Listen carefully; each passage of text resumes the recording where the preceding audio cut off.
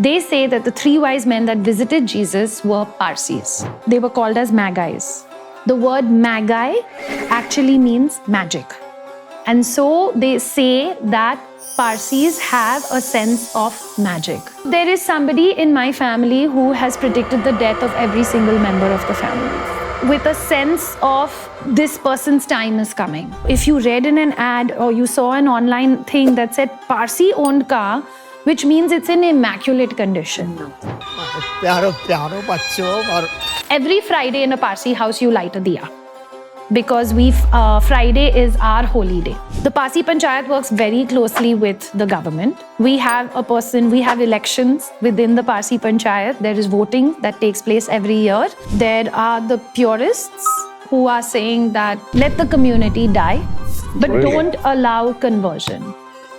If as a tribe and as a community we do become extinct, there's going to be not so much of digital knowledge that is out there about the religion. Have you ever wondered why Parsis are such a fun, creative, and a little abusive community? Have you ever wondered what is a Bawa and a Bawi and why are they called as them? To talk about this today, we are joined by Freishia, with whom we will be drawing parallels between Hinduism and Zoroastrianism. She will also talk about their rituals, the fire temple, and the mysterious Tower of Silence. Did you know that their prayers also include words like Vidya and Lakshmi? Find out more on this episode of the OddCast show.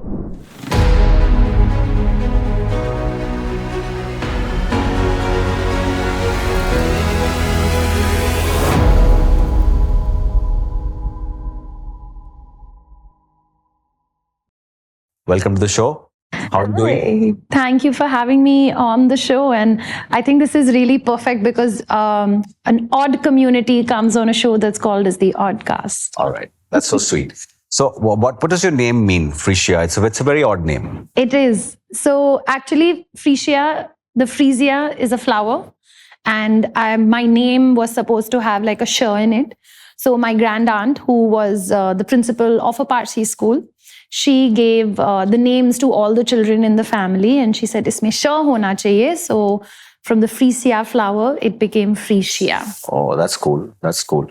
But tell me something, that why is the Parsi community so loved by all? Why? I mean, how can you not love us? We are one of the most peaceful, calm communities that we have in our country. We like to just stay within ourselves. We like to just be very quiet with what we do. We're like the hardworking underdogs who still make a very big impact with a lot of the things that we do. When you look at the Tatas and the Godrejes and all the families and the philanthropist families that have helped our country. But we like to keep it as quiet as possible. But we're also very fun-loving. We're a very relaxed community. And very creative. And very creative. Very creative. And everything we do, we actually, we don't have that shor sharaba and we don't have that extravagance. We like to keep it subtle. We like to keep it muted. And maybe it all just goes back to the fact of a promise that we made many, many years back when we came to this wonderful country. Parsis are the most fun-loving and peaceful kind. Then why do Parsis abuse so much? I love that question. Give us some of your choicest abuses. Oh dear. So my story is going to tell you, I have literally no idea why we abuse so much. I think we also are very relaxed amongst our elders, amongst our children. And let's not mistake relaxed with not respecting somebody. So we don't look at it as something very disrespectful if I was to abuse in front of my children or if I was to abuse in front of elders. As Parsis, we don't look at that as disrespectful because that's just a way of life for us. And that is just how we are and who we are. So to give you an example of something like this, when I was very young, my father was a pilot with Air India, and he loved to abuse all the co-drivers on the road. So now the choicest of abuses comes, and we're going to have a whole bunch of beeps that are going to follow. And every time my dad overtook somebody, he would go, "Are, are." One point, my mother turned to my dad and she was like, you have two very young daughters that are sitting in the back seat. They are going to pick up these words. They're going to learn these words. And these are girls. They should not be learning this. So my dad made a promise to my mom and he said, the next time we all sit in the car, he's not going to abuse. So the first car overtakes my dad and the second car overtakes my dad and this third car comes really close to my dad and my dad's like really controlling himself. And suddenly from the back seat, this voice comes and says, Papa, pela chutiya hai su kidu. So at which point my dad was like, the deed is done. Now The it's just a girls- free-flowing conversation. This is just a free-flowing conversation. Okay, you said that your name is derived from the name of a flower and that sort of matches what you're wearing. Before we go deeper into Zoroastrianism, can you tell us a little bit about the dressing sense you guys have and your dressing sense? So I actually pulled this out specially for the podcast. What I am wearing, the style is called as a jabla. And the embroidery that is specifically done on this jabla, there's two parts to this. This embroidery that is done, this is the same kind of embroidery that we do on the traditional Parsi saris, which are called as garas. So first, what is a jabla? When a child is born and the name initiation ceremony takes place for the child is made to wear a jabla. But what they do is that the sleeves, it's made in a bigger size. So I'm not wearing the one that was made when my name initiation happened. I'm just happened to be wearing another one that we had at home. And this embroidery that you're seeing is very, very special because this is all original garas are hand embroidered. And these saris and this technique of embroidery is something that the Parsis actually learned and brought back from China. There were people over there that would specialize in this kind of embroidery. And when we traveled for a lot of trade, we would pick these saris up from there, bring it here. And today an original gara can go up to even 10 lakhs. Really? Yes. And if you have an original gara that has the signature of the person that embroidered your sari, I have a few pieces. They do that also? Then you've like really hit the jackpot because those are exceptional pieces. So the other thing I want to just begin or deep dive into, what's the history of your religion and, where you all come from. So can you just give us a bit on, where did Zoroastrianism, where was it founded? When was it founded? And, I want to also try and draw a little bit of parallel between, Parsi being like a sister religion of Hinduism or Sanatan Dharma. Just want to get into that. So, where do we begin? Like, how do you want to begin this? So, Parsis is the world's oldest monotheistic religion. Yeah? The one God religion. Right. And we are the oldest in the world. Now, that can date back. Honestly, I'm very bad with dates. And we can put that in text over here. That's how old a religion that we are talking about. The Parsis used to live in Persia. During that time, they were subjected to persecution in the hands of not just the Arabs, but the Turks and the Mongolians. And there was a lot of persecution taking place because why does that happen? Land ownership. Everybody wants a well-situated, a centrally located country, and wars were being waged and fought at that time period. Also, at that time period, in Iran, the Parsis lived mostly in the north and the south. Being persecuted for a very long time, and they say that it went on for 200 years, which is called as period of silence. Yes, which is called as the period of silence. The Parsis decided that they had had enough. And so they got onto boats and they made their way to India. And that's actually how you now get the difference between a Parsi and an Iranian. But why did you come to India? Well, we had to flee. Yeah, but why India? Oh, why India? I honestly don't know why they chose India. I'm assuming that map-wise, they knew which direction to go in. And that's why they probably made their way in this direction. What I understand from doing a little bit of reading is that they knew that India is going to be a safe haven because they had heard a lot of ancient texts and scriptures. They got access to all of that. That, this is a land, which has never waged a war or, tried to conquer anyone. They've always been at peace. And that's what I understand. Okay. That's why the Parsis chose, and they had all the navigational skills then. Yes. To come on boats, to cross such a, Yes. long journey on boat. In those days, I'm talking about thousands of years ago, and when they came to India, they found it all to be true as to what they read about. And that kind of makes sense because the three main principles of Parsis is good thoughts, good words, and good deeds. And that is the foundation of our religion. And for us to then come and choose a country, like you said, that has never waged wars, that is extremely peaceful, also has one of the oldest religions, of the world as well. It would kind of make sense then for us to come. But it was not the most peaceful entry. There was a lot of convincing that needed to be done when we reached in Gujarat. And but the convincing was very quick and it happened very fast. And it happened so sweetly. Yeah, so sweetly. Like they say with the sugar and the milk. Yeah. Or pata diya. Yeah. And, and I honestly think that that's also where a lot of our sentiments of being so peaceful, being so subtle and so, with everything that we do, I think it all comes from that. Because the promise that we made to the king was that while we will dissolve in the milk, like sugar dissolves in the milk, we will not completely dissolve, but we will always add sweetness to the land that we have come in. And so many years forward, we made that promise. And we kept that promise with a few abuses. Few abuses.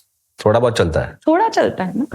Right. So tell me something, speaking about, Hinduism and Zoroastrianism, I found that, there are a lot of your prayers which have the words like Vidya, Lakshmi, etc. in your prayers. So where does this come from? Like, is it a sister religion of Sanatan Dharma? Do we call it that? I think one could say that it is a sister religion of it. And obviously, because they were so good with their navigational skills as well, I think that there was a lot of travel that took place simultaneously. And there was a lot of trade. Not only trade, but scriptures that went up and down, more importantly. And at the end of the day, I know that it's always up for debate, right? Like the oldest religion in the world, and then we are the oldest monotheistic religion of the world. So there had to have been some feeding of each other and some principles that had already traveled. And there are so many commonalities between the two religions. There are not only in the scriptures with the words that we have just spoken about, but there are so many customs also. So let's say that in Hinduism, we do a ghar pravesh. We do something that is called as a jashan, which is a blessing of the home. And we do it every year. Okay. Y'all have the mundan and the thread ceremony. Right. We also have a thread ceremony, which is called as the Navjot. Right.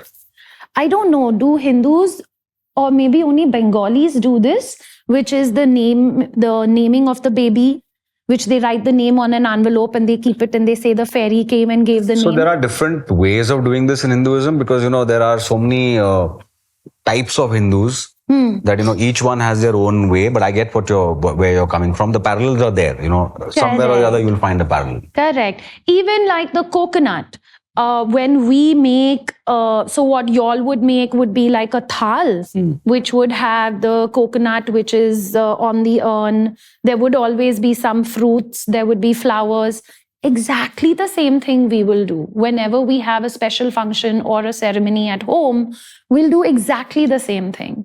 And we'll put all those elements because also Parsis have a lot of roots in natural elements. As all religions, again. Right. With the 4 natural elements. So we've also got a lot of those connections. So there are a lot of similarities, especially when it even comes to functions, ceremonies between the. Right. So speaking of the same, I want to get to this, an animal that is very common and sacred to both, which is the dog. Now in Hinduism, a lot of our gods have, vahanas. So Kal Bhairav is the fiercest form of Shiva, and his Vahan is the dog. Yeah. And they say that basically Kal Bhairav is the gatekeeper of this plane, where he decides who goes, who dies, who does not, etc. He's that god. And we are told that, you pray to the dog, if you want to pray to Kal Bhairav, because your prayers will reach him faster. Now, I understand that the dog is very, very sacred to you all also, and it's got a big role to play in your religion. So can you just talk us through that what's up? Yeah, absolutely. So when a person passes away, as part of the prayers that take place, once all the prayers are over, and before the person is being taken up to the Tower of Silence, the prayers happen down at the base layer of the Tower of Silence. And before the person is being taken for the final rites up to the Tower of Silence, a dog is brought into the room. And what they say is that ultimately the dog will escort the person to the final journey. To the afterlife. To the afterlife. Yes. So very similar to Hinduism. Absolutely. But why the dog only? I mean, it's like assuming why did Kal Bhairav choose the dog only? Correct. Why did he look at that as its animal? Because the others were taken? Could be. I also think that dogs are friendly, loyal, and sincere. And if they say that if you have a Parsi friend, these are the 3 qualities that any Parsi will definitely have, and they will be the most loyal, friendly, and sincere friends that helpful that you can ever make. Okay. And maybe it just comes from there, and it's a reflection of our personalities again. Also, another interesting thing is that because of this love for dogs, the first riot that ever happened in Mumbai 1832 was the dog riot. Yeah. The British turned around at that point and said that I do not like this word, and so now I have to still use it, that there were too many parias. Stray dogs. Indies. Much better and more polite way of calling them. But at that time, they used to call them paria dogs. They felt that there was like an epidemic of these paria dogs and that they needed to be killed.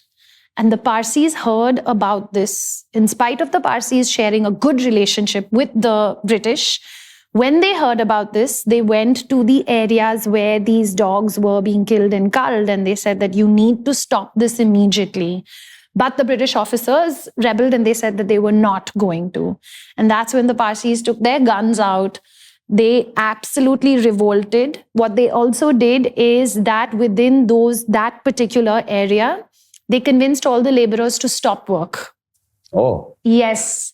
And so what they did is they halted work during that time period till they would turn this law around.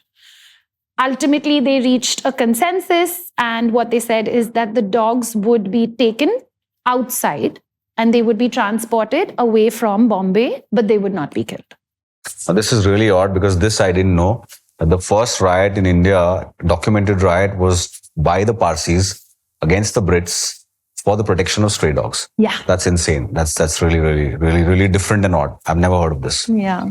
So anyways, you mentioned that, the dog, before the ceremony, when the person in your community dies and, the last rites are going on, and, they're taking the person, the body for the final stages of the final rites. Yeah. The dog is there, the dog is brought in and he escorts the body upstairs into the Tower of Silence. Yeah. So what is the Tower of Silence? What does it signify? What does it mean?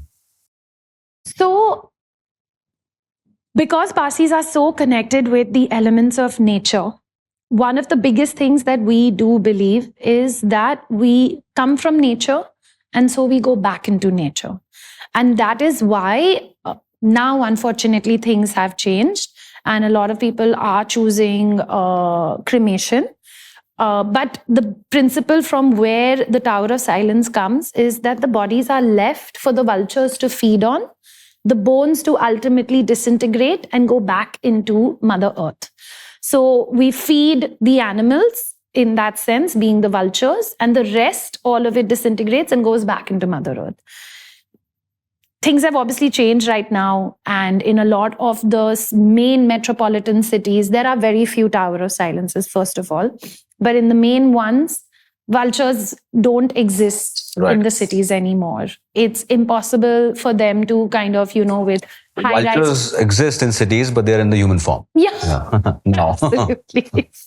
Yeah, absolutely. They've changed their form in some way. And many attempts were made, there was a vulture breeding program that took place. Unfortunately, that failed. Then there was this whole solar power energy activation that they tried to do. That's there. And a lot of Parsis today, they're not comfortable changing their ways. And they are like, no, I still want my last rites to be in the Tower of Silence. But I definitely think there is now there's two different schools of thought when it comes to it. And the Tower of Silence actually is based on a lot of scientific principles as well.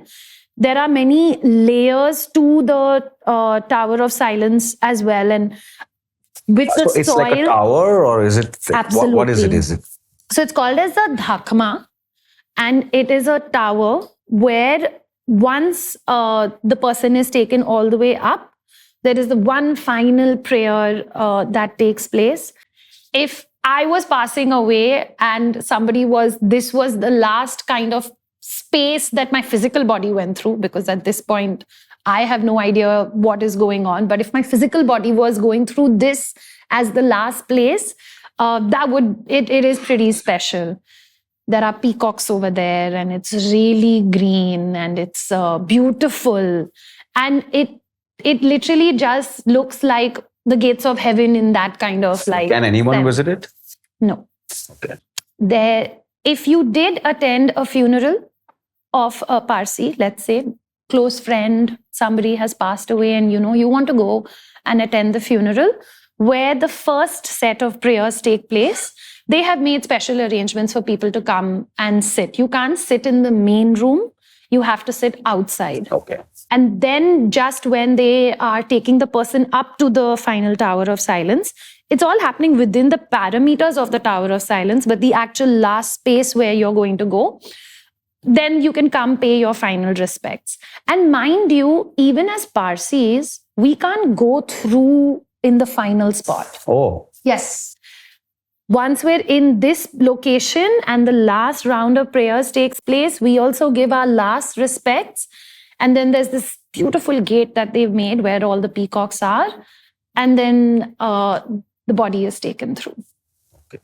Before we explore this a little bit further, I just want to know who exactly, if I may, is your god? So Parsis follow Ahura Mazda, and he is our god. And Zarathustra, he is considered as a prophet. He born in Persia, and he basically was, I think he lived on the farmlands himself, and he was a farmer, and he is who we worship. So many people actually think that we worship fire. Yeah. Right? Because when you go into the fire temple, that's why it's called fire temple, there is no... In that final space, yes, there are pictures of him around. So there's no deity. There is no deity. We don't actually go in and worship any deity. We worship fire. One of the elements. Yes, because we believe that through fire, we worship him. Okay. Again, the use of one of the elements of nature. Another parallel between Hinduism and Zoroastrianism, where, you all believe in 4 elements, we take 5. That's the only difference, I would say. Yes. Right. Yes. Cool. Yeah. And so we don't actually believe in any kind of idol worship because no fire temple will ever have an idol of his that we will pray to. So ultimately, it's a room where the fire has been burning, This is a fire that they say, and again, there are two thoughts over here, and I discovered this very recently myself also. They say that they brought the fire when they came from Persia. They traveled with this fire. There are some modernists who now are turning around and saying that no, they never traveled with the fire. This is the fire that they finally lit when they came to Surat. But that original fire has to be used if you are going to open another fire temple, also known as an agyari. Understood. Like a jyot in Hinduism. They call it a jyot. Okay. I learned that. It's similar. I'm going to backtrack a little bit over here because I think it's also very important for people to understand what is the difference between a Parsi and an Iranian. So all are Zoroastrians. We're all Zoroastrians. Yeah? Okay. We're Parsi Zoroastrians and we're Irani Zoroastrians. The ones that came from Iran to India are Parsis. Okay. The ones that stayed back and some sects of them later followed are the Iranians, Iranian Zoroastrians. And actually, like if I can pull it out from my phone, I was also kind of just going through the entire thing. The Iranian Zoroastrians who stayed back, the persecution that they were going through at that point was one of the biggest things was the jizya tax, which meant that if you don't convert to Islam and if you don't convert to our religion, then you are going to get persecuted. As the years went by, and at this point already the Parsis had come to India and we had settled in. And these Iranians were writing letters back to them, back and forth, wondering, how is your life in Navsari? Yeah. How are things over there? And through those letters, we know that they were talking about new taxes that kept coming in at this point. And literally, like, you weren't allowed to wear rings. You couldn't carry an umbrella. Your turban had to be folded only in a particular way. Really? Yeah, you had to only wear some muted colors.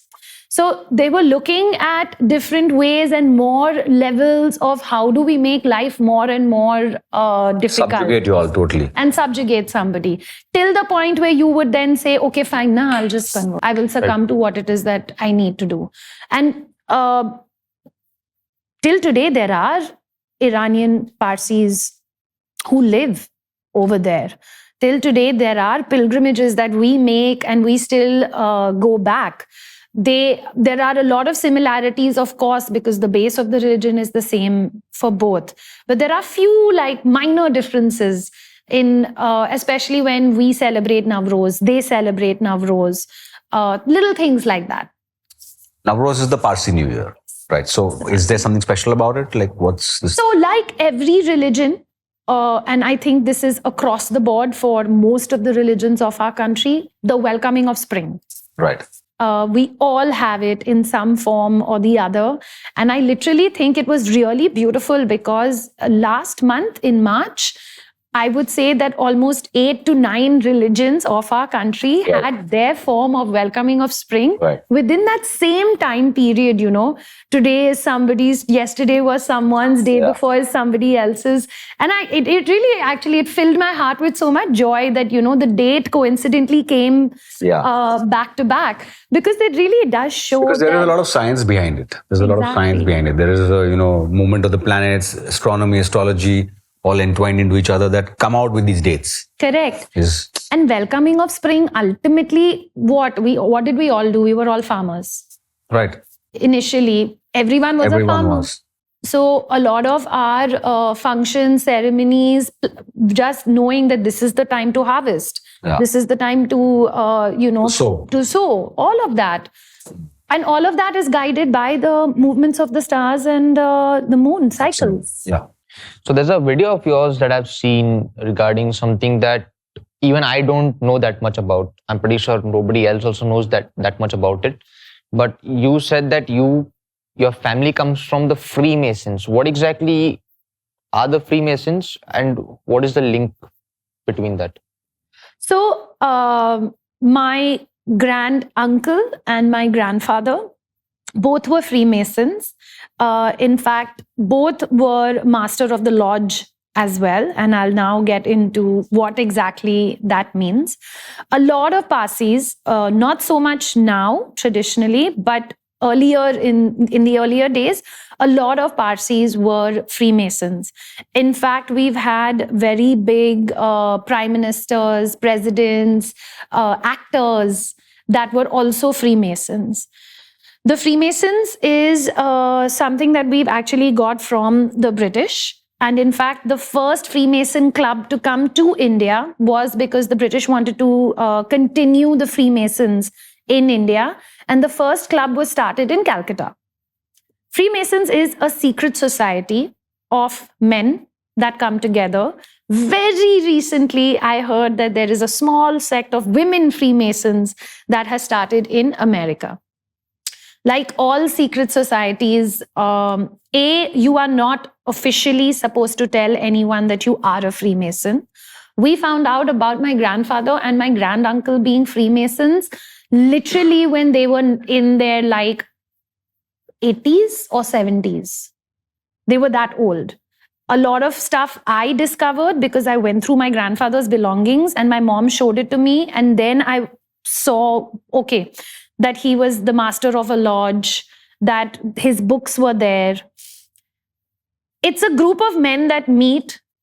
They say that they practice a lot of rituals behind closed doors. But this is all mystique because no one is supposed to record Galileo a meeting. was a Freemason. Galileo, the scientist, was a Freemason. Was a Freemason. But rituals for what? Like, what's the point of it? See, band darwaze mein hai, to even I don't know, and I'm a woman, right? So I don't know what are the actual rituals that they are doing over there. But my theory I will now give you, one basic principle that the Freemasons follow is the brotherhood. The brotherhood basically means that if you are in dire need of anything, I will always be there for you. And I think somewhere along the line, conspiracy theorists have maybe come up with their own little things because no Freemason ceremony has been allowed to be recorded. I think once a ceremony was allowed to be recorded sometime in the 90s. And that is there on YouTube also, where I think finally the Freemasons were like, aa jao bhai, ek recording kar lo aur dekh lo. But there We're are not many... doing anything occult or supernatural. We're not sacrificing some human child. Are they still around? Yeah, they've been there for Freemasons thousands exist of all years. over the world. And even till today, you can only become a Freemason if you get invited. And if you get called to join the Freemason community. Generally, the Freemasons, what I understand from what I've read, is that it's a group of highly intellectual, highly creative people, scientists, etc. And there was a lot of persecution of these people from the church. Yes. And that's why they formed the society where they could, evolve science and discovery. Yes. Is what Freemasons is all about. All about. Because That's what they I were understand. also able to, if blind faith, again, right? Coming back to that, these were people that were questioning what is exactly happening, putting a scientific reasoning to that. And the biggest enemy of the Freemasons was the church. And also, there's a movie that talks about it a lot. Tom Hanks, and Dan which is that Brown's book trilogy, also. The Da Vinci Code. Yeah, that's In Dan that Brown. movie, Dan he Brown's talks book. about the Freemasons and he talks about them, a lot of scientists being part of the Freemasons, and he brings in the Illuminati, which is the secret society or the name given to the secret society, something like that. So the There's a lot of Freemasons, stuff on that. the Freemasons have what is known as the Masonic symbols. Right. And there are a lot of Masonic symbols, but one of the biggest Masonic symbol that exists is the eye. Right. And the eye is also what we see that stands for Illuminati. Right. But at the end of the day, the all-seeing eye. Right. It's called as the all-seeing eye, and that same symbol stands for Illuminati as well. That same symbol is on the dollar bill as well. So conspiracy theorists, there are a lot of connections that people, want to make around it. I mean, they say a lot of US presidents were Freemasons also. Yeah, so were a lot of Indian, in fact, Scientists. Indian scientists. In fact, Rashtrapati Bhavan, the layout of Rashtrapati Bhavan has a Masonic symbol, and it was designed by a man who was a Britisher who was a Freemason. And today, a bird's eye view of Rashtrapati Bhavan is actually a Masonic symbol. I'm going to check that out. Yeah, you should go check it out. But I don't know, somewhere I've also started feeling like a lot of these like secret society groups that so many of us talk about. I think in the olden days that became a meeting ground for me to also allow maybe someone who I don't want to come and get that information. Like you said, right? They didn't want the church to know what scientific reasoning that they were looking for. Because they will be persecuted by the church. Because they would be persecuted. And I think a lot of these things actually come from there. And there's been a certain dilution that has taken place through the years.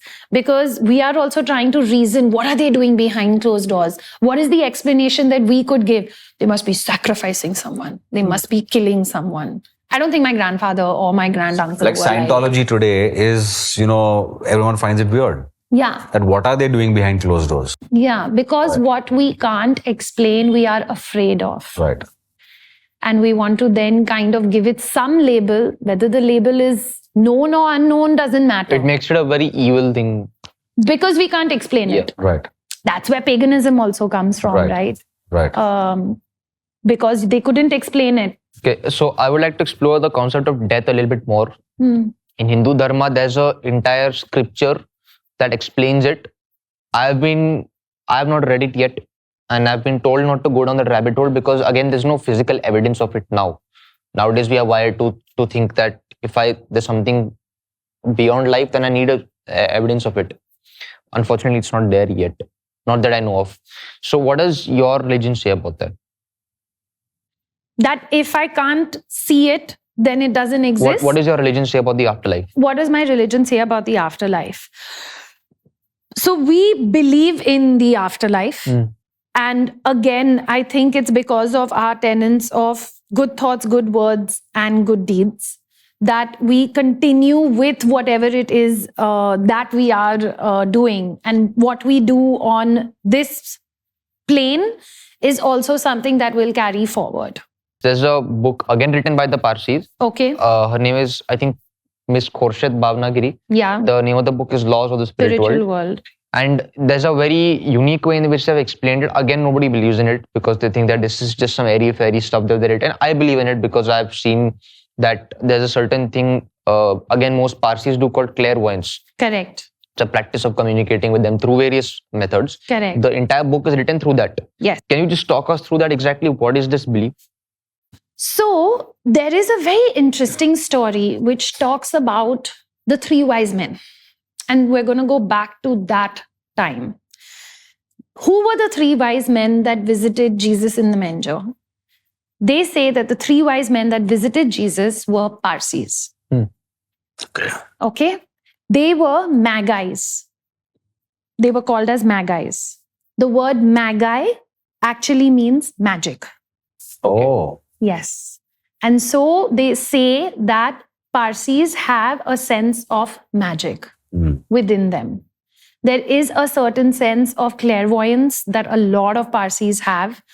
I personally have experienced that with my grandparents, a few other relatives who maybe I don't really want to talk about right now. What have you experienced?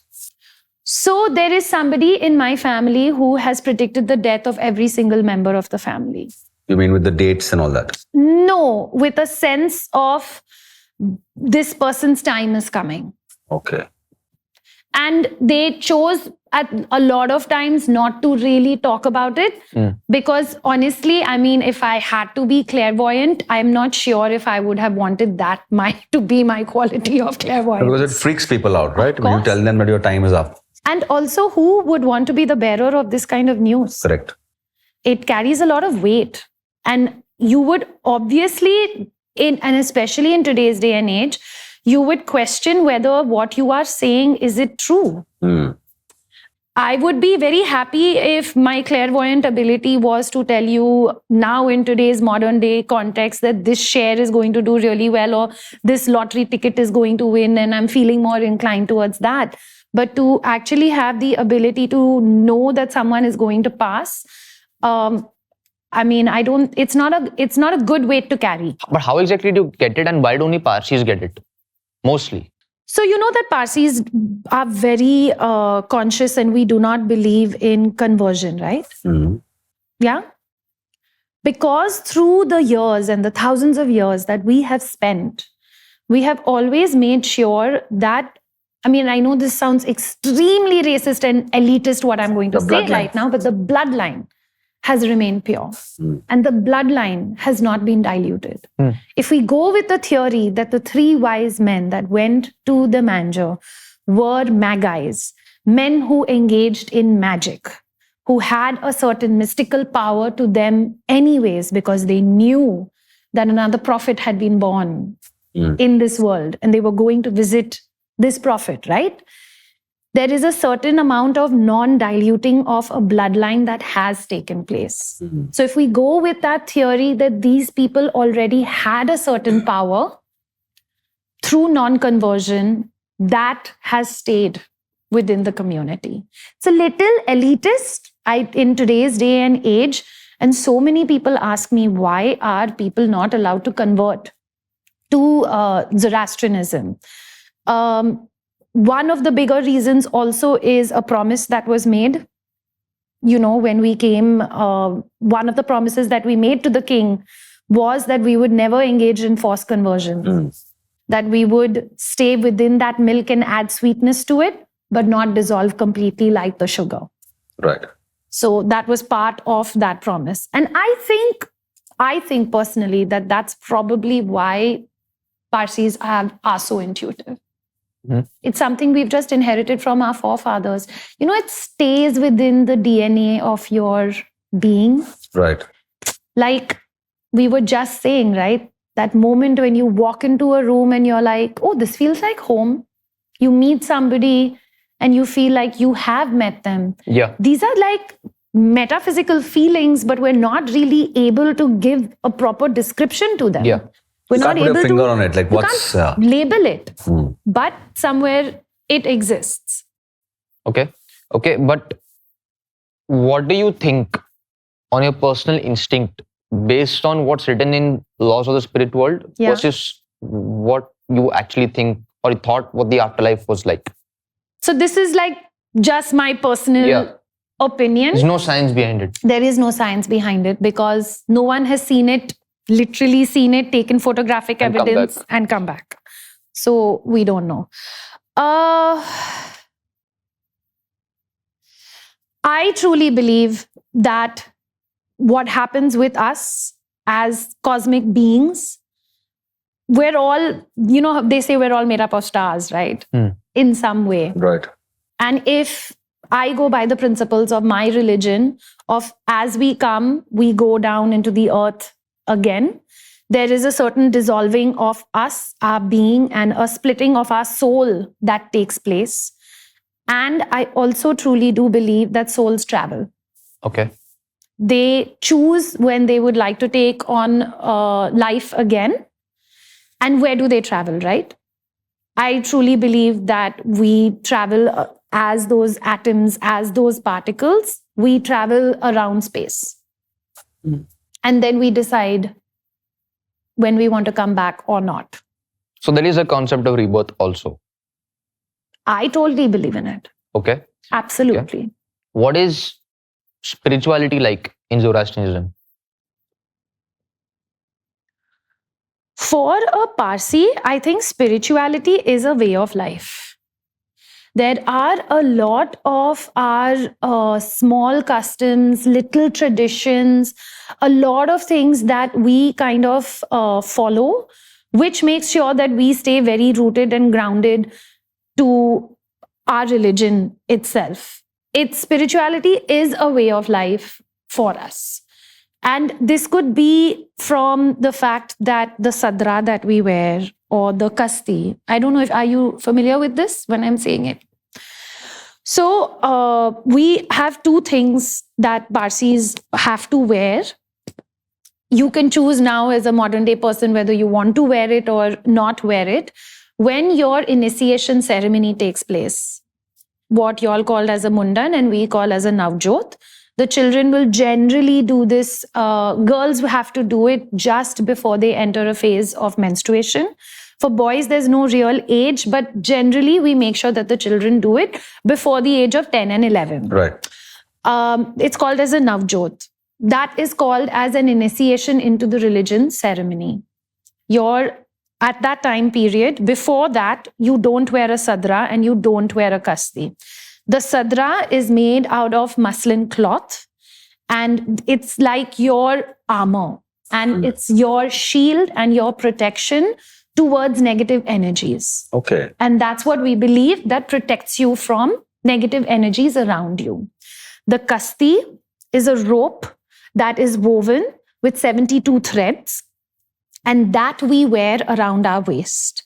The process... The boys and girls both? Yes, okay. Boys and girls both. The process of wearing the kasti and wrapping it around your waist while you are saying the prayers, what we believe is that you are creating a shield of protection around you. You're charging it. Yes, you are creating a magnetic field around yourself, which again, like your sadra, your kasti is forming a shield of protection. And that's one of the reasons why non-Parsis are not allowed into the fire temple. Because what we feel is that if you've not done all those things that are needed before you enter a fire temple, you're not worthy enough. You are not, no, I would not say that. You could be carrying an energy into this room that should not be brought in. Oh. You're not worthy. Okay. It's like saying that I want to put diesel in a petrol car. It's a very terrible analogy. It's not going to, but it's not going to fit. So I don't think it's not like, oh, non-Parsis are not worthy and that's why they should not come. There are certain things that we as Parsis have to perform before we enter our own fire temple to make sure that we don't take energies that are not needed or that should not enter that space. And that's the only reason why non-Parsis are not allowed. Once you're in there also, there's an order to what we do. So when we first walk in, we bow down, then we go to a room where we have to wash our hands. We retie our kastis. They have like a separate section for men and women. We retie our kastis. Then we pray to the fire. There is a certain thing that I have to do. It's like going to the mandir, na? We put the garland, then we take the ash. We also have the same thing, sandalwood burns for the fire over there. Then we do that. Then we light a diya ourselves. Every Friday in a Parsi house, you light a diya. Because Friday is our holy day. Okay. Yeah. So tell me, in the in your fire temple, when you go, you said that you go and offer your prayers, etc. Is there like a mantra or a chant that you all do? Like, is there something that you can share with us? Absolutely. So there are 2 very small prayers that is taught to every child once they're born. And, that is like anything is going wrong. You're starting anything new. You're going for an exam. They'll be like, quickly say your Hashem wow, quickly say your Hashem wow. And Sorry, what's the word? Hashem wow. Okay. That's just the first 2 words. But quickly say it like, they say like, it's like saying, it's like a universal mantra. Bol do, then you'll be protecting yourself. Pass ho jaoge exam. If it was that easy. But so those 2 prayers are there. If you, of course, are going one step further, you've already said your prayers when you're tying your kasti, which is another separate prayer that we say. It's not this. Then, like my dad, today he's retired. He loves going to the fire temple every single morning. He's also got his friends over there and they all read the entire book. So that book which my father will sit and read every day in the fire temple is called as the Khoder Avesta. Sorry, the? Khoder Avesta. Okay. And we also end it with taking the 101 names of the god. 101 times? No, 101 names. Okay, of that your one god. Of our god. Okay, lovely. Yeah. So we also have that in the end.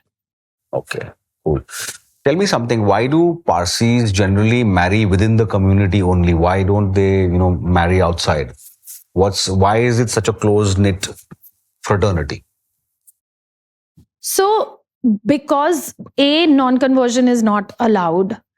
B, one of the bigger problems is that as a woman, if I marry outside my community, I lose all rights of being a Parsi.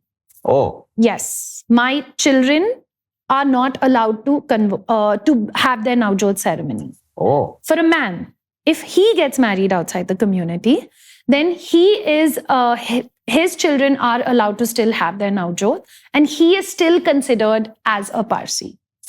Oh. I also think that in today's day and age, especially with the knowledge that Parsis are a dwindling number, Yeah, right. we have officially been recognized as a scheduled tribe Right. because of the kind of numbers that we're facing. The last major consensus was only done in 2011. So I'm going to have to say very predated old numbers. Absolutely. But what we're looking at is almost close to only 1,23,000, 1,30,000 Parsis around the world. Around the world. Yes, that's a very small number for a community. Speaking of diminishing numbers, there's a certain narrative that people frame nowadays for people my age. I don't know how much you interact with people my age, but there's two extremes in Hindu Dharma where basically there's people who don't know anything about the religion, nor do they care, but they do attend the pujas and whatever is required for the formality of the family. There's another extreme who have devoted their entire life to it. What is that like in Zoroastrianism? Are the kids into it? Are they not? I think there is a lot of people now who are actually trying to understand the religion more, who are also trying to put things out there, trying to assemble as much as they can and try and piece it all together. And for me especially, that's why last year I started making a lot of videos on Parsis, because I just realized that if as a tribe and as a community we do become extinct, there's going to be not so much of digital knowledge that is out there about the religion. There are a lot of kids, if you especially grow up within a Parsi colony, you generally tend to follow a lot about the religion. And you generally tend to, because you're growing up with Parsis, you're surrounded by Parsis, your neighbors are Parsis, everyone around you is a Parsi. And there is a mixed bunch of people also who grow up where they live in cosmopolitan societies, who may not follow so many of the customs or so many of the traditions. But I also think somewhere now there are the people who's in the middle space. It's also nice to take what works for you. It's also nice to see what aligns with your principles, your philosophies, because I think at the end of the day, we all need some kind of guiding space to navigate through everything that we're going through. And I think within that middle ground, there are a lot of people that are over there, where they're taking what really works for them, where they're taking and absorbing what they can align with, because then it's not blind faith, right? Yeah. You're doing it because it aligns with the principles that you're basing your life on. I guess it's also about logic, because nowadays, even in our religion, most of the youngsters who are coming into or trying to understand or learn about our religion are looking for logic. Yeah. And, they want everything logically explained. And, if there's a science behind it, they will lap it up. Correct. Is what's happening, because fortunately for us in our religion, a lot of the stuff is science-based. Correct. There's scientific evidence of, a lot of things. There's a lot of science behind a lot of rituals that we do. So it's, if it's explained in that way, rather than just saying out a shloka or a mantra, which makes no sense to a newcomer. Yeah. It's easier for us to, bring more people into the fold by talking to them about logic and science. Yeah. Because that's what today's youngster wants. Yeah. In any religion he or she, they want to see that there is logic. It's logic based. And I'll practice it because there's logic. There was a video that I wanted to make. When you do the Navjot ceremony, one of the things that they make us do is that there is the cow ka urine, okay, which we are supposed to, now some people say put it to your lip, some people say you have to take a sip, okay. And I had made a video on this where during my Navjot ceremony, while some people in my family told me it's okay, just take it to your lips and that's it. My sister came to me and she said, you won't be a proper Parsi if you don't take a sip of it, okay? And I took a sip, at which point somebody turned to me and they were like, oh God, you've just gone and like taken a sip of cow urine. And I made this video. And I put out this thing and I thought it was funny and it was a joke. And a lot of people and a lot of Parsis were like, no, you are supposed to take a sip. And I said, you know what? Let me find out about this. What's the logic behind it? What's the logic? And did I make a mistake? And then let me give the right information out. Why is this custom being done? And as I started researching and I spoke to a couple of priests as well, and I found out that, first of all, this is not any ordinary urine. It comes from a very special bull, which is a white bull. I even found out that very recently, the one white bull that we have had died, and somebody in Karjat has gone and donated the latest one that comes. That particular urine is then what they call as crecerated, which is basically preyed upon. It's again charged. And it's charged. And it's a very long process. There are a lot of priests that are involved. There are many days of prayers. Before the priest himself does the prayers on the urine, it's called as nirang. Before he does it, he has to also perform certain rituals. Oh. And it's very, very in-depth. And the last study that was done was in some 1950 something, where that urine was tested in a lab in London. 2 urine samples were taken, and the scientists in the lab were not told which one was the nirang and which one was the normal urine. You mean one which is prayed Which and was charged, prayed upon and charged, and one which is normal. And that report that came out said that the nirang, even though it was almost 3 years old, because obviously they take like a large quantity and they do this. There were no impurities found in it. There were no germs, nothing. And one of the biggest things is that the urine starts to smell over time. There was no odor. Odorless. It was odorless. I read this, I double checked it. I sent this to some person that I know in America who's a Parsi scholar. And he said, but after this test, there was no test done again. And then it kind of got me thinking, I was like, but now we're like in 2024. The atmosphere, what the cow or the bull is actually consuming so many things, hormones, all of that can be making such a big difference to what exists. And then I had to kind of like just stop myself and say, I don't know at this point. And that's what brings me to the thing, that so many of the customs and so many of the traditions that we follow, maybe if I could find a scientific test that was done today on that nirang and the results came out exactly the same, I would be more comfortable telling the world about it. Right, but and convincing people about it. What's stopping the community to do this test again? We should. Absolutely. Why not? Why not? Let's do it, because if there is that trust and faith that we have in the power of prayers, then we should. But you should also understand one thing. There is, because it's a dying community now, the dasturs, we call our priests dasturs. There are very few dasturs also left. Because there are not too many funds. Most of the dasturs, I would say 85% of them have day jobs. Okay. Again, to become a dastur, your father had to be one, your father's father had to be one, and you had to have that lineage. Maybe again, this comes from the diluting and the non-diluting and how we believe that strength and power. Yeah. And that strength and power stays within your DNA. Right. So to be a priest, first of all, you have to come from a family of priests. And then the second thing is, they don't make so much money. So they have to go out there and get day jobs. But you mentioned a couple of times that, it's a dwindling community and numbers are falling in terms of, at one time you all were a very large population in Persia back then. And now you all are, like you said, that is just 1.23 lakh, 1.3 lakh people Parsis across the world. Yeah. And so what is your community doing about it? Like, is there a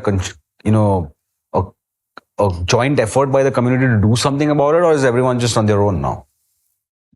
Unfortunately, there is a very big divide that has taken place. There are the purists who are saying that it's okay, let the community die, but Really? don't allow conversion. Because the purists truly believe that there is something in terms of bloodline, and there is something in terms of what we pass on to our children, and that bloodline should not get diluted. And the other half of the community, which has turned around and said that allow conversions. You mean conversions into the religion, right. Obviously. Yeah, conversions to get the numbers in. Correct, because that's the one way that we can increase the numbers. Women who have children, if let's say the family decides, the husband and wife decide that no, it's okay, let them become Parsis, allow those navjots to take place. To a certain extent, this is all already happening, not the conversions part, but the navjots that are taking place. I have some people in my family, they officially came, in fact, to Pune. And the woman is a Parsi, her husband is an Australian, and they got their children's navjot done. Wow. And they came out in the papers. There are newspaper articles on them also, which spoke about how, they said that at least let that happen. Right. One half at least is Parsi. Her DNA, her blood, all of that is there at least.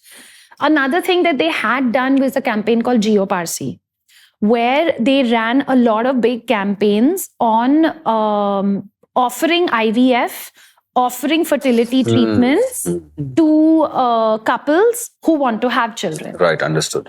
There is inbreeding that takes place, which makes it really difficult for a lot of Parsis to have kids. Because in some very extreme cases, this doesn't happen now, but this used to happen in the time of my great-grandparents and my grandparents, where cousins were getting married. Because option hi nahi tha. It's like you're looking left, you're looking right, so right. So who do you get married to? And wo zamane mein they would be like, okay, theek hai yaar, this first cousin get married to this first cousin. I know it sounds terrible for us right now, and like I said, we don't really see it anymore. At least I've not seen instances of it. But that has also led to, because of this inbreeding, it has also led to fertility problems. Right. There are a lot of genetic issues that spring up after that, right? Exactly. Right. Exactly. Right. A lot of genetic issues, and it's difficult for women to have children then. Right. So what's your main, I understand that Navroz is one of your main festivals, which is the New Year. Yes. What else is there in the Parsi community? Like, in our religion, there's a lot.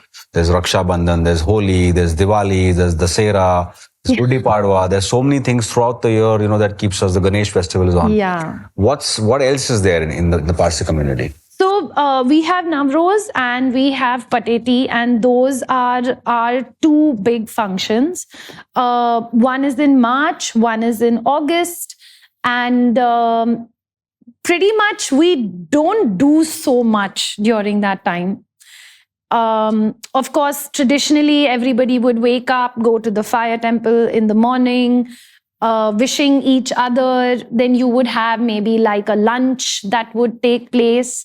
In terms of ceremonies, a very traditional Navroz table will actually, because it's like the welcoming of spring, they will pull out fruits, grains, flowers, and it's like a huge table that gets made with certain kinds of food as well that gets laid out. Not too many people do the traditional big Navroz table anymore. And that's it. We're a very low-key community. There's not, and honestly, traditionally, how that day would really end is where you would go watch a Parsi play. Okay. Called as a Parsi natak. All of us would go watch that, go to somebody's house. All the dads would sit around a couch, say emcee, BC to each other, raise a toast, have a whiskey, and go home. Right. But generally also, the Parsi community has generally been very creative rather than destructive. They've always been creative, but they've also been very eccentric. Yeah. So what's the deal with, being so creative and eccentric at the same time? At the Where same does it time. come from? It's just part of your genetic makeup, or like, what is it? I have a theory that, you know how they say like Parsi owned car. If you see an ad in a newspaper, will it ever say like Christian owned car? Never, right? But why do Parsis write Parsi owned car? Because Parsis are known for keeping things really well, for being extremely particular, for maintaining things beautifully. So you would know if you read in an ad or you saw an online thing that said Parsi owned car, which means it's in immaculate condition. That's why Parsis will always write Parsi owned car. I would say 70% of the time, the chances of the plastic cover still being there are pretty high. Really? I would fight with my dad for like 3 years, 2 years. When we would buy a new car, the plastic would be around everything. Not removed it at all. That's eccentric. That's eccentric. Yeah. But that's how they are. We are extremely particular. We love collecting things. The garas that we wear, watch collections. Parsis will have really cool watch collections. Furniture. Parsi owned furniture. It's a thing, and it's like part of like the kind of like art that you see around in places. Thick, heavy teak wood original Parsi furniture is so valuable today. You would never be able to source it. Speaking about creativity, I understand that you have an initiative which is about cleaning Carter, the beach. Yes. So you want to just talk us about it, and what inspired you to do that, and why are you into it right now? I think somewhere subliminally, being a Parsi, my good thoughts, good words, and good deeds might have just come out with Carter Cleanup. I am the co-founder over there, and we started Carter Cleanup 3 years back. In fact, we just finished our 150th beach cleanup. And maybe somewhere like my connection with the elements of the earth are also there. And so I feel such a strong need and desire to do something about a problem that is so prevalent. The beach that we clean, we have now managed to remove almost more than 55,000 kilos of marine waste. That's insane.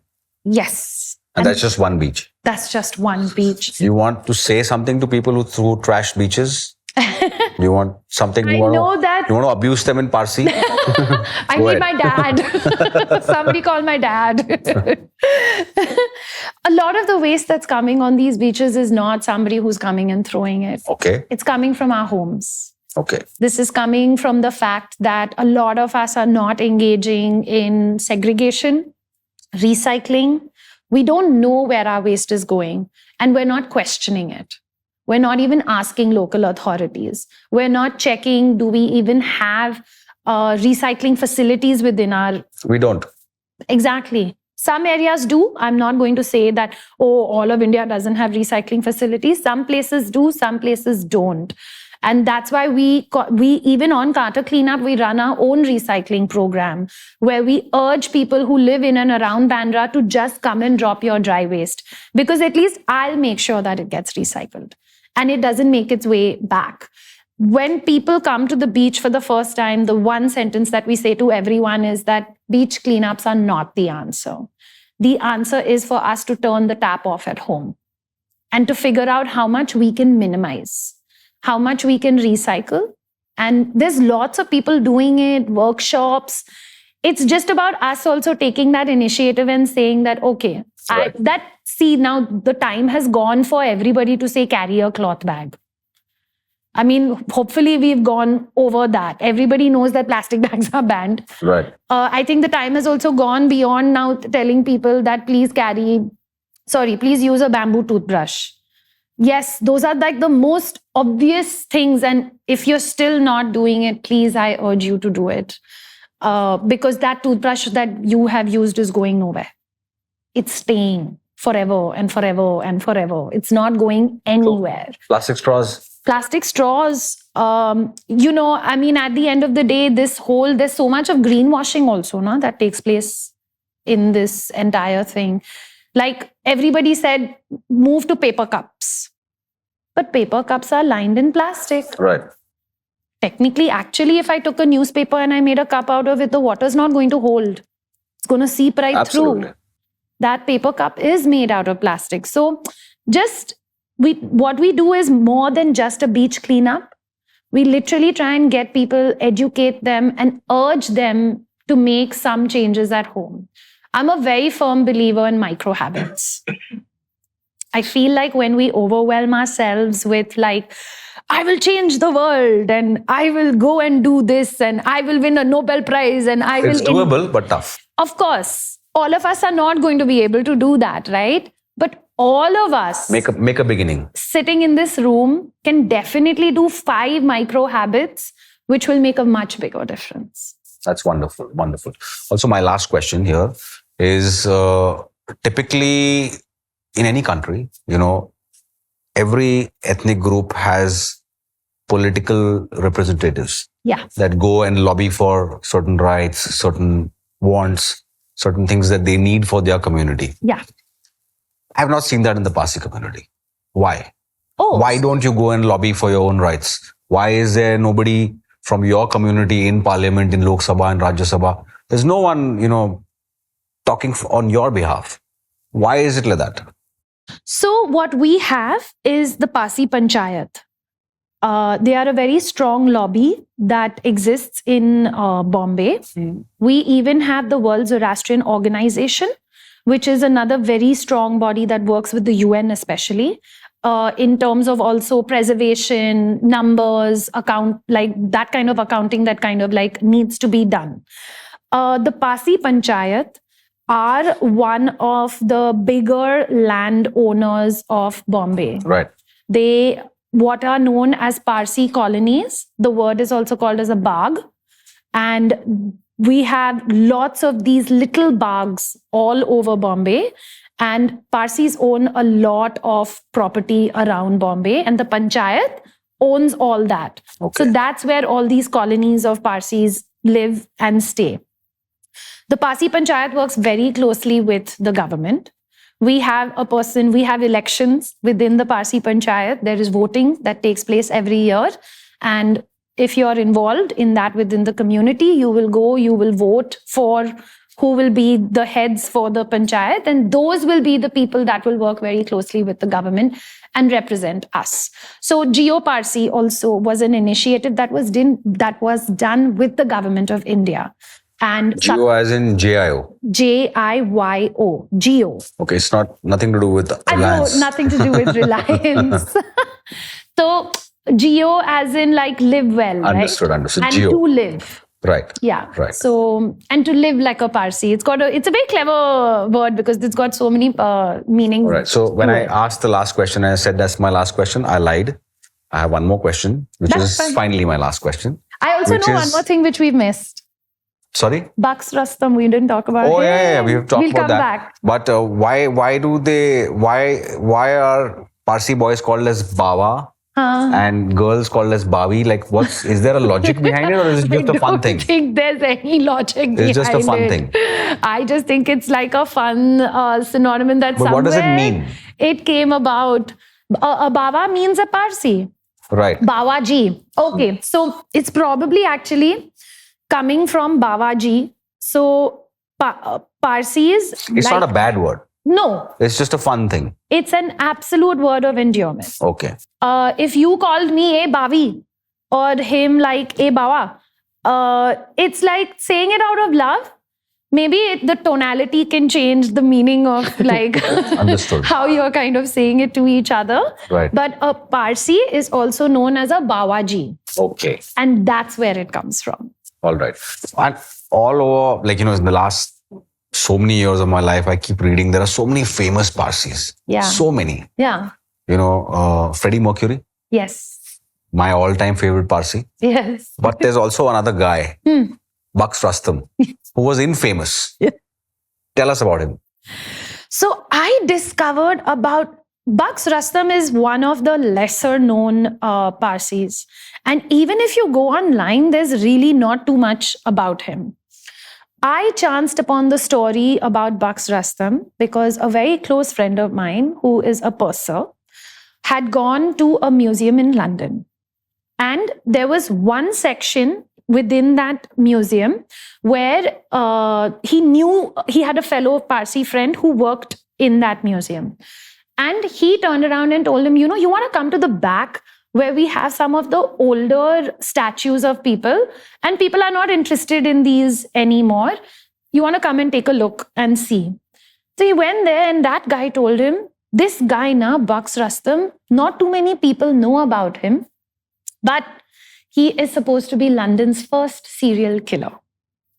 Really? And he was a Parsi. So he came back, asked around, tried to get like a little bit of information about him. Unfortunately, not too much is known, and that's why probably they've even now kept him at the back somewhere, hoping that he can just disappear in the into the realms of time. But yeah, I guess some infamous first serial killer of London is Bucks Rustam.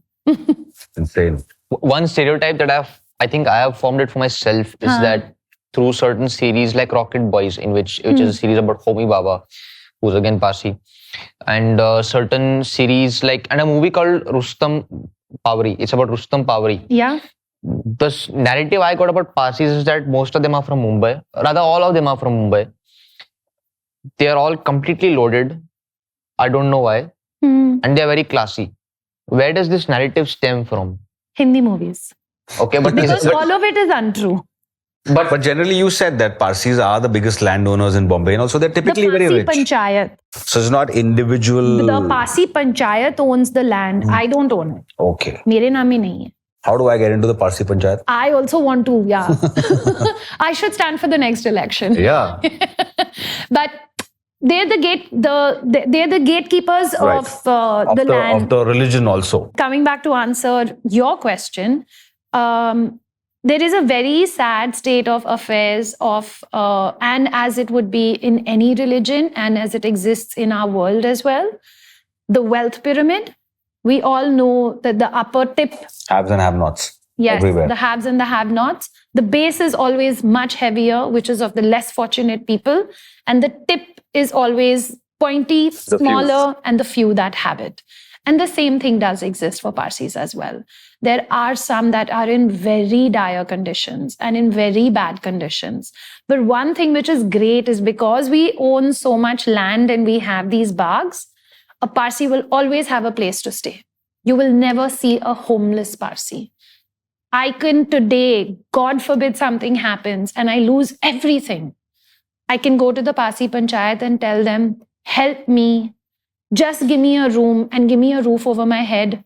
They will give it to me. Wow, that's fabulous. I think this has been a great conversation. I think I would sum it up in this way, that I would pray that this community doesn't dwindle, because I think they've been, they give so much. They ooze creativity, they ooze class, they ooze a lot of good stuff. They are not problematic. Being technically, you all, given the numbers, you all are actually the smallest minority in India right now. But yet I've never seen Parsis, hit the streets, demand, protest, block traffic, like so many other communities, even within Hinduism. Unlike the first riot that we did. No, even, that's an exception, and you did it for a good cause. But generally, I would just pray that, that this community finds its bearings and, increases in numbers and, abounds in our country, because all I can see coming from them is creativity and goodness. So I hope that happens. And with that, I don't know how you say goodbye or bye in Parsi or the language. Yeah. If you could educate us on that, then we'll say bye that way. We don't say bye. Okay. We say Aujoji. Aujoji. Which means come again. We'll meet again. We meet again. All right. So Aujoji. Aujoji. And thank you so much, everybody. Thanks. Thank you. Thanks for being there.